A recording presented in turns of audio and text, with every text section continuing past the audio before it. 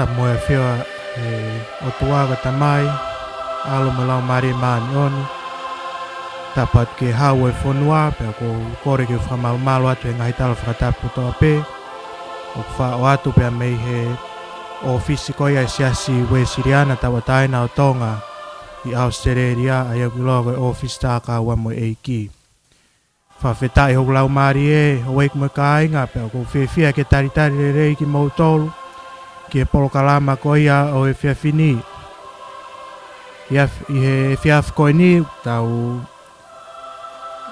wakai ai ke polo kalama ngā maheni koia ai vai whanua Australia, ai au iloa, ko e kakapa atu. Pea ki mua pea uhoko atu, ko kore whakamore atu ka inga, hange pe koe mea na lawe i he tau ngahi polo kalama koia o e wikua o si, kai pehe foki he wike atu. Ko e uhi, ko e ngahi whatongia o e siasi, nei kai maa wai hawhai ngā maari e pea mo whai whikau pure i he whiaf koe ni. Ke whakahoko atu e tau polo kalama koia, o e whiawhini ke whakahoko hanga tonu atu, pe ko hono live stream atu. Ka i he whainga maari e ni, i he whiawhini u maa wai whainga maari e ke whakahongo atu, ai taha e ngahi malanga, ai tangata i whaifkau pure, ai ana e whakahoko i he kuata maasi o e taoni, o e taha ua noa taha walu. Pea, ko e taha whoke, ko e malanga whoko e nina e ikai whakaonga tue ki mua. Ka ko whiwhia i hoa ko e ni, mao e pei e whangamari e, ke whakahoko atu, e ngahi, taha e ngahi malanga na ikai ke whakaonga atu i he tau polo kalama. Ka hiri ko e ni, te tau wakai rewa ki he malanga koia e tangata i whaifkau pure. Whai mea ha tau tokoni he whiaf ko e ni. Ko whakatawange ka inga o ku wongo lelei pe e tau polo kalama na e os whai foki hono wakai i o e palo parema koen na e hoko ai ana e ikai ke la vai o whakahoko atu e tau polo kalama. Pea ko os whai foke wakai kai office taka wa. Pea ko si lava ai diagnosis o e palo parema. Pea ko whai rewa ai whainga whakawawave ke solova e palo parema ko e ni. Ka ko whaampe kainga kuongo lelei ai polo kalama ko ia e whiawhini. Ko e ki whaunga fo o wani o ku ngāwe aki. Ko hi ko e wakai ke whakawhotunga ko ia hono whakahoko e tau polo kalama. Ko hi ke lava o ongo atu kainga. Ka i hoa ni rewa, te tau kai ke te whawhaloloa, te tau wakai rewa ki he malanga e tangata i whaiwhikau pure. Ka mou mea mai pe ki ai kainga.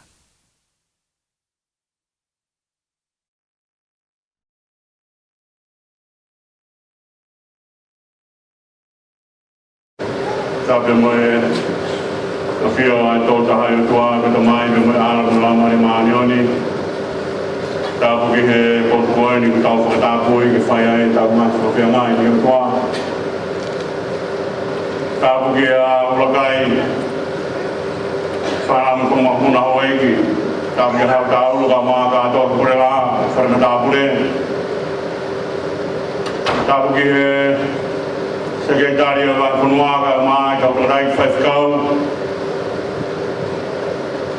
ki he se tuata whama whai tau rahi koe ni kau ki ngai whatongia e alani ka ki he se tuata lahi o mai conuaga mai kau se tuata tokonim kau se tuata katope tapu ki singai tamai pa ngai whai ngai whai ngalo tu sa mo be mo filimui au sia tau whanau tapu ki he whai maga mahi mai ki a whunua tapu ki he se tuata ka mai kai ngalo tu me mai kolo e ki ha kaua ahi o tau te fua i he pangai tau tau koeni ka whangataha o whae kua whai ai e tau lotu ki heo tua. Tangata te au whai ki tua, mea tā ki whamunua toa. Tumua pehe kua tā kau winas. Ki mua ke lawa wholwhola, whai mea i ha tau malanga i a koeni o whie whakatokanga ki he whanau e mea koeni. Whanau. Hey children, you kids, can you listen to me for a little while? One moment, eh? Okay. I want to ask you a question. If Jesus did not die on the cross, what will happen to us?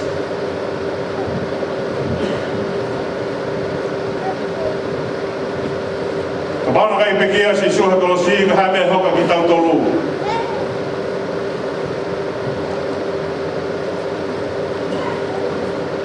Mea ko roto ke mo mahina ka te mo tolu whanau. Mea kato e mamani. Everything in the world will finally disappear.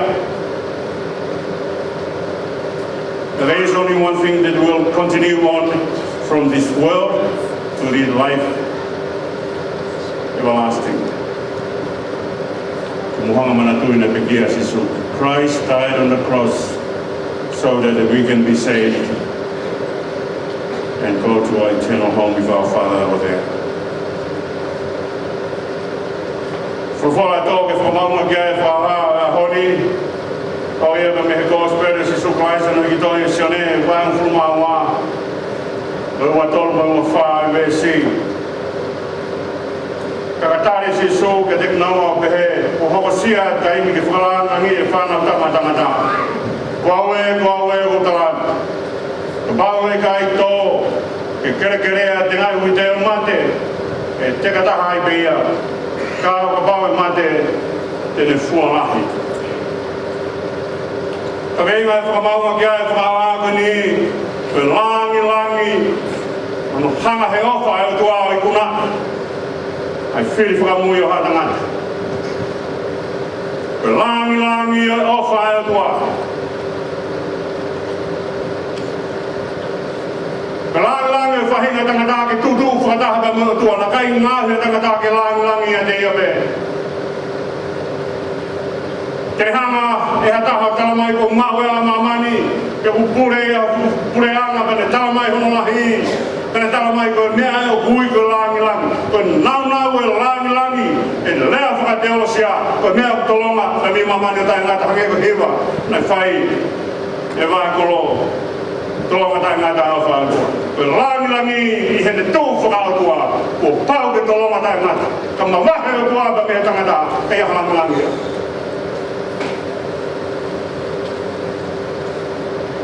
Me bea lava o tolonga langi o ina se tangata. Na ngā bea tangata ke whia ka mo tua pa ka tū taha tangata pa ke hano langi. Lau bea whainga nihi. Lang tangata i mama ko ni ke puno wangia ka kai me ena tangia i ane amani ke puno wangia i dau ke puno wangia i mo te ai to kua ulau mo to lang he puno mai ka kai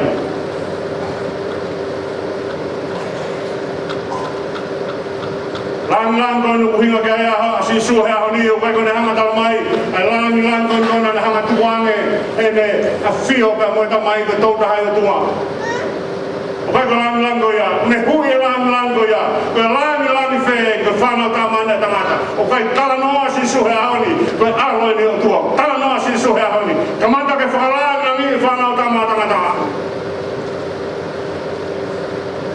ko me ta to mo wa ya ha ta mata o sisu ko hoko ka whanau tamata. Kani hānu hifo ko ni, kani hānu hifo. Kani hanga o whakamahino mai ka te tau tolu ai koloa e mo'ui. Kohi na kai ke ngahu ki tau tolu ia, ko mea hefu, ka asu ka tau pehe, na ngahu pe tau tolu ke vai, na ngahu pe ki tau tolu ke o te tau ikuna. Na ngahi e he otua ki tau tolu ki tau ikuna. Ako hei nei whiri e tangata ke tūtoko taha. more ai kuna me te toko e be dai mi to fa pe le ai no fa fai tau ke ka kano be tau ke ka ngata be on kana kai ngahi ka kano tangata ko ni ke o mai kuna na ngahi ai kakano e hoe o tua ki ai ko hui ke lawa e mea au ha mea e fu o i kuna he mo hui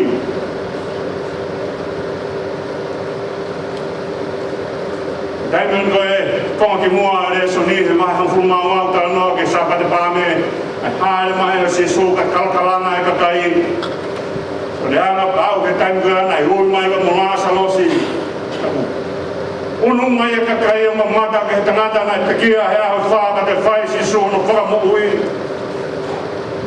ore a na fai ko he ka take lo tu maka ya ke he ka kai ma mui ka te a hey kai ke ya me ta e ma foki ata fai ore a na fai maka ya ne tu ma ma na mui ka te ya osi he hanga si su frari ari ga me ka to be ba ne frari ari ai from ui o la sa lo si go osi a mana ki he a fa o ta nge o sa ma man he mui mo ni e ki na hanga fa to na e me ko ya e o kai ke lava fai ha fa mo ui o kai ke lava fai ha i kuna o ata ta ga me ma ni o ne ko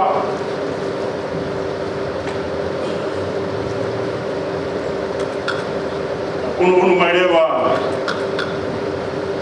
e kau karisi e tala noe he ahuni unu mai kau karisi ka hamea o kamata e unu mai kau karisi unu mai kau karisi ko hui ko whai e tala noe he konga ki mua ki a rasa losi ku hui ma rasa losi na ilo kotoa e tengi hea rasa losi he ko maumeni te upe ki a hataha e kau he melu o kuia e kau tangi o mai ki na honga tengi hea mea toia unu mai kau karisi hahu au mai e here sone ahon unu mai kau karisi ko hui ko ten ko na tano ai osia te kia ko ni ko Alexani da ko hi ke tolu e tau o fai mai au ke konga uaki senturi uaki ki mua ia karisi ko talano ai he kaimi ko Hellenistika talano frapot talano ka karisi da mona poto rada kununu o kau he tui ke poto whakakarisi e ui a Hellenistika ka behera he kau poto ko ni ka bahu pune hanga whakamui ai tau dahana te kia hea huwha ka mui ka kaya ka lomo he te taha kuni ki leo mai e whai ka poto ka tak tau tolu kohi ka pula ai ta mai e karisi ko lava whai nena whai sisu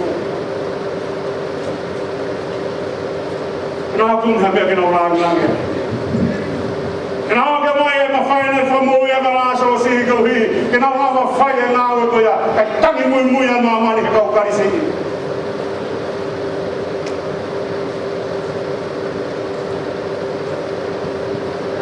whai ulang-ulang ia na hangai se setane o ahi a kasi suhe tua kiwe tempare ki puna hipope i puna hi pope urea sa me ki ai hiwa kau beberu e sa me ko ni tenau tene fe kau mai ka wa me lo ke no han hapai ko e teria na pa ki hapai fai na langi au tang ke e fahinga e tanaka asi he to lahi ha de fahinga ma on asi he to lahi ha me au te lava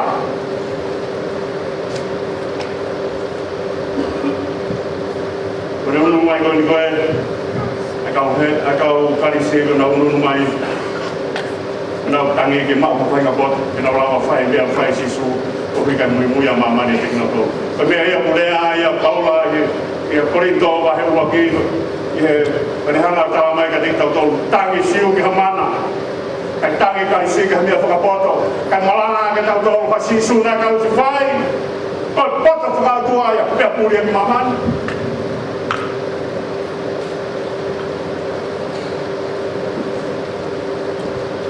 Tengah ada lagi mau orang ke tua ke kayu mui ai.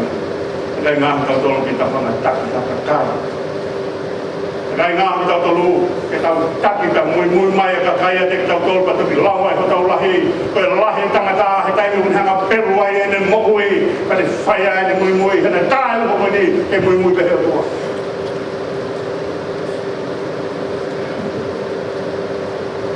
Anga si suo, wholofola ake mea ko nia mātiu vai wanoa vai sua walu, na kai ke haere mai e whanau tangata, ke ne mau sewani di ka ke sewani di pe eia ka ke ne whakawai eia ngā o ke ne pekia o ke ne whakamukui hono kakai. Koe lahi ko mamani, koe langilang ko mamani ke ne mau sewani. Koe lahi ko e ofa e tua ke pot ke sewani di.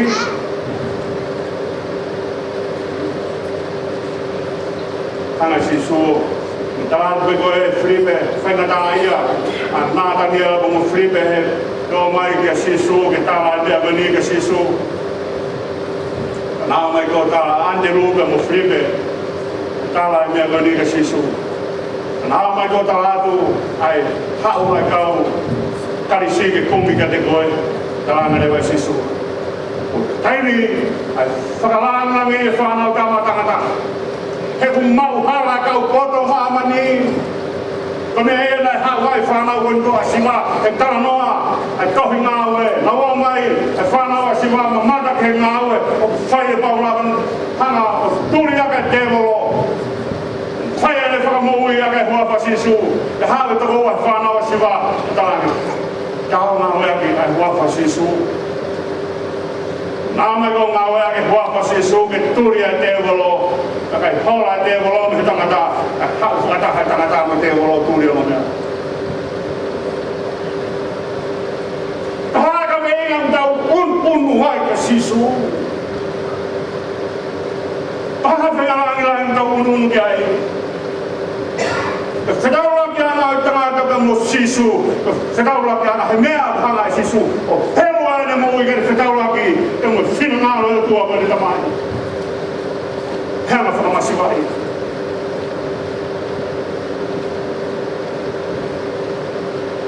Tāna koe sisu, whananga nge whanau tamatangata, hanga sisu o talange, koe whaina tau, koe ruaki mea koe, unu mai koe neta, ai whanau tamatangata, koe unu mai o whai e ne whaina tau.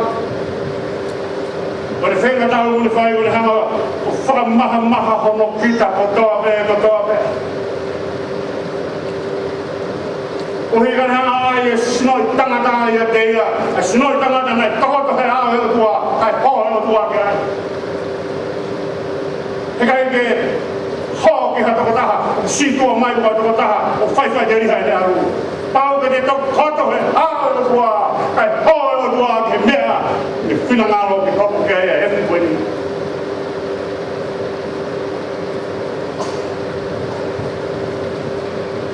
Ngāhe si sū ke hopa mea efu. Kohi ke hanga tau ia ke mea efu, ai whiu whakamui a hana. O blawene nei ki whakaukau e mea koe ia. Iei taini tō lahi tau rea ake be. Tuai mea ke mau tō, he mau ke kakano. Tuai mea ke mau tō, he kai tamata ki mau tō.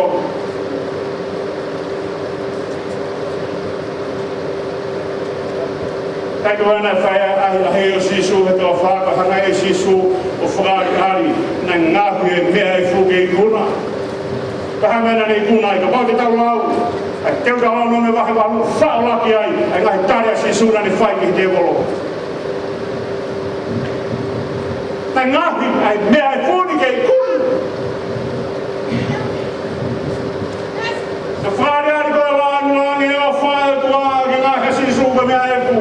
Kene hanga whakamatala mai ka teki mautolu, ka teki tau tolu. Na kai ngahe tangata ka mea efu, kohi, ke vai pe ai taimi ko toa pe.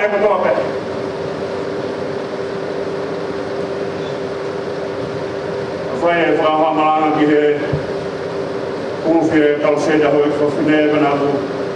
Lea ai he mea kani he tā te uia ki re sondan koe kure lulu. Ai o mai he kau mea a te whine whiawa ki eke mai pe tolo maka ipe. Pe punonga e ki o tohi he kere.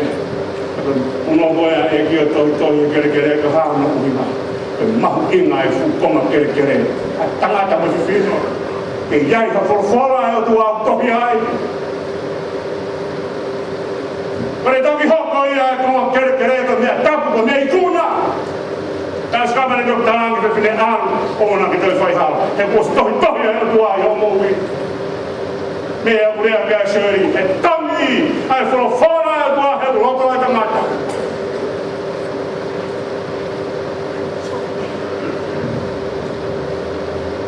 Tēng ngāka tōtoro ke tau whuk.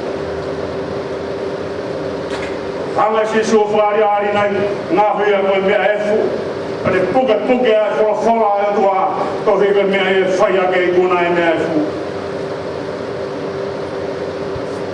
Rawen koe e himi, kono iau wong whuluma wā koe mea se ona tolo koe kroa i a o tāno aini, i he whetu ngingila.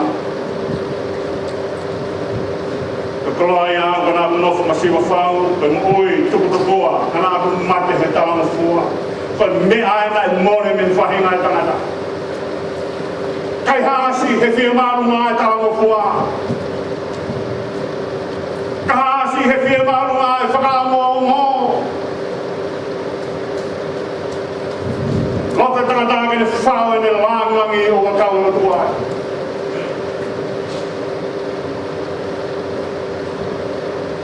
Te au whai si su.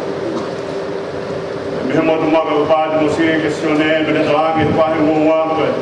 Vese o whulumau no kuau, koe kuri au, koe hako o te rita. Se tōngi ngina. Koe se tū bongbong ia.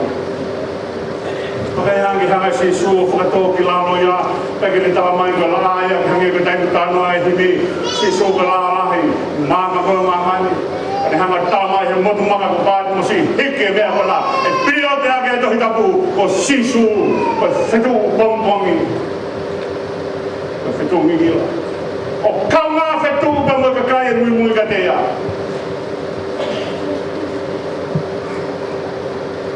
Rai o ni huinga e ni whetu o ngingila a tuhi, e te whoki a, o hange e koe te taranoa, o whoki, o mahu e nau koe koe, e nari mahu koe ki mua. O kune tū mo e sinoi tangata hea o tua. Whamahino he kai ki te lama me te i koe. Koe kaunga whetu ki tau tōlpa mo sisu. Nā mai rewa ka pau he kai ki mate a te ngā, ka te kataha pēa te ngā koe mā. Ko hai mā kona hei whai te ngai ui te taha. Haha mā. Haha mā anga whai te ngai ui te taha ke mai. Ko whanga ake haka kai. Ka tau mā ui ngai whai ui te api tō. Ka tau mai sisu ka pau e te kataha e pēa kai ki aha mā anga. Kai ki aha no fua. Mō me te whakawai ia ia he tangata. O hanga e tani hanga whakawai ia. E tō ia. E tō tuku rewa hano fua me mā kona ai whai.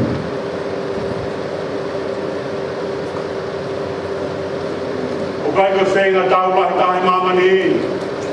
Koe tau ha whanua maha whanua. Koe tau ha whahinga matakari maha whahinga matakari. Koe tau lau pehe, koe tau. Nei, tau e tau noa koe.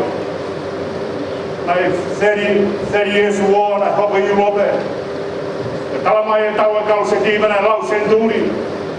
Hau te tau honoa, pe tau laki pe tau honoa. Peu te aha tau hono tolu pe kai. O kai ka mea ia pui, koe tau lahi i mamani. Koe tau lahi tahi mamani, koe whenga e tangata. Ke homo mai, te luto setani. Rangangi a puhinga kia sisu, ke whakaari e o whae kua, ke mui hanu whinangaro, ke hanga hamusi mai, ai kakai, aina ngahi e kua, ke hako koe ka kai kuna. Hopo kau ngā mui mua, ke whetu, ma ulo ke whetu kua.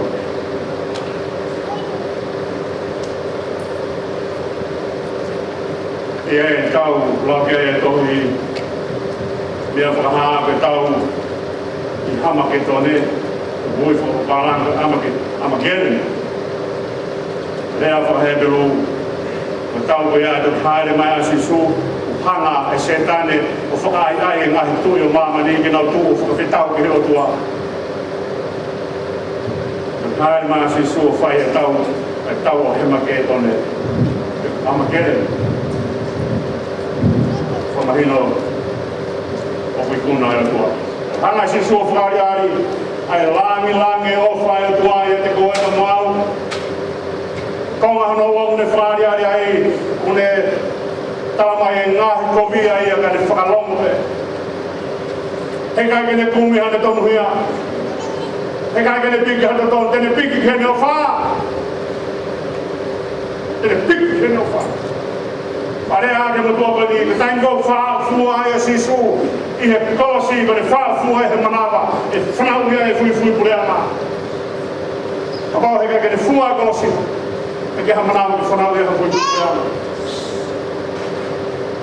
whanau pe nge ko lea o whai ai sea o pahini matolu mo ke vesu no fituna ngahi kovia ia kana ne whai ai pe ei anu whakawai ei Salamai ne kai ma wha no fufunga ane hange halami o take atu ke tamdei kane hange a sifto tama o ave ke kosi lomo pe hanga e kauri uto e tapu o ai e rea toni ne kai ma wha no fufunga e hanga he mamahi o teke a hono mutu tape moia ke ne kaila ko mamahi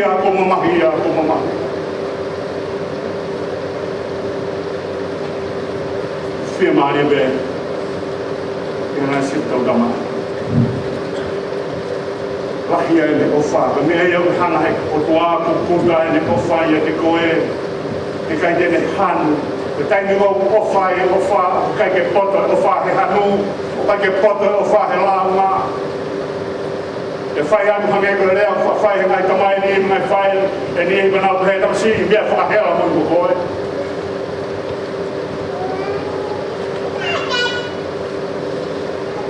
haha kia ka hona haha kia ka mai ana pera ia na anu ia na lea ko ia na ngahi hange he hanga si so fariani ai ofa he malo he ha pa ko tala no gai hiwa malo hange mate e lava he mate na tau fe ofa ko ai te mo Langi au whakaya ke langi I kuna. Tau tūwa ni siasi ko ka kai o kau ngā I kuna me mo sisu. Tau tūwa ni ko tau mea au whai ko mui a sisu. Te tau kau ngā I kuna me mo sisu. Whaasek mua e whakau ni. Tengo urea te vita he same ni mo furumata e peherewa te vita. Whakamahi sope mua au. O hiso bebe a kauia o unu ai o mai o unu koe he toto whai ake whailau lau pe a fuhi ake ori tāpe a fuhi ake kakai ke kai ngai ori tāpe moi kakai kana sia roto mai a te vita ke ahe pe kia ai a sisu kene whai ai tango ni whakamaa hiso bea o hiso bea na unu he toto laki o vari ake matapaka a tā isveri ki nama wa te vispite Kore koe te mga whamahi sope au nane mata mai e pe kia sisu mai mua e tātāko ia e whai aki o whaman mo Rea e pēr ni aka niki mua mau taimi hatau whakamore ka pauna kai ke whai hare ringi tō mau taimi hatau kore whakamore ka pauna kai ke pe kia sisu Kai kia mea e ki te tau ia ki tau mua. Tau mai o kore whakamore ku iai e hisope, mea ia nai, kuno ki ai e whai o mā o unu he whinika, o hake ki he whawhonga e ki, e aha nai tausu whai ai. Pai wā hisope, nai o mai me te wā hisope, nai toko naki he tua, ke aha hisope, e kau ake a kola sita mohonu kakai. Kuhinga ia ha mea, ke lawa ai tau whakamore. Tau laka I kuata koe ni.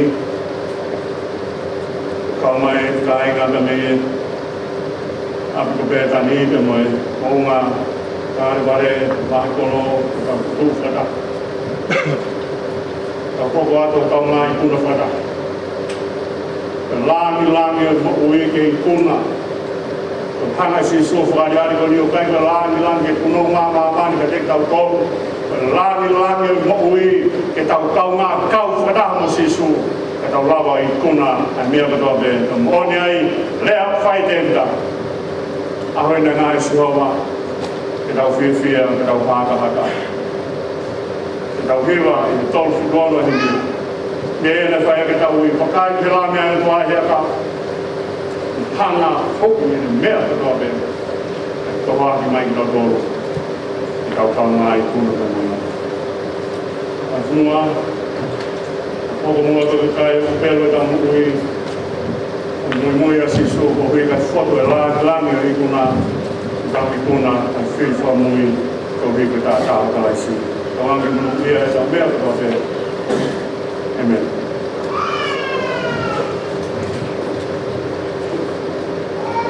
Malto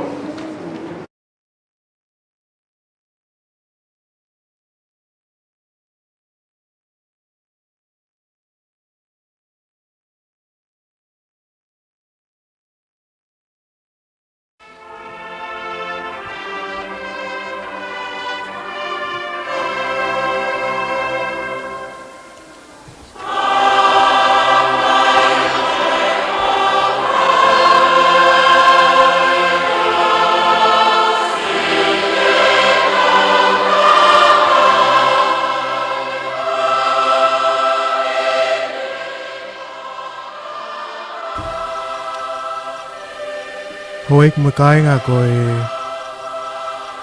ngata angai e tau porokalama ke via fini.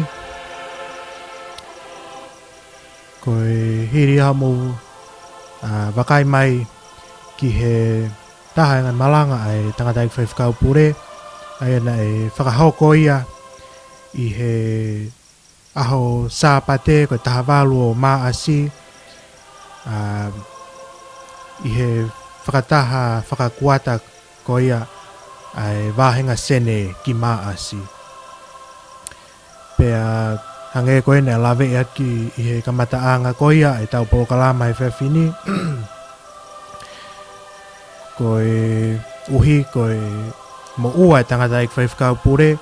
Mao e pe tau whainga maari he whiaf koe ni ke whakaongo atu ai taha e ngahi malanga nei kai whainga maari i ono ke whakahoko atu he kamataanga ko ia o e tau ni ka ko whia ku mao e pe whainga maari e ke tau wakai ki he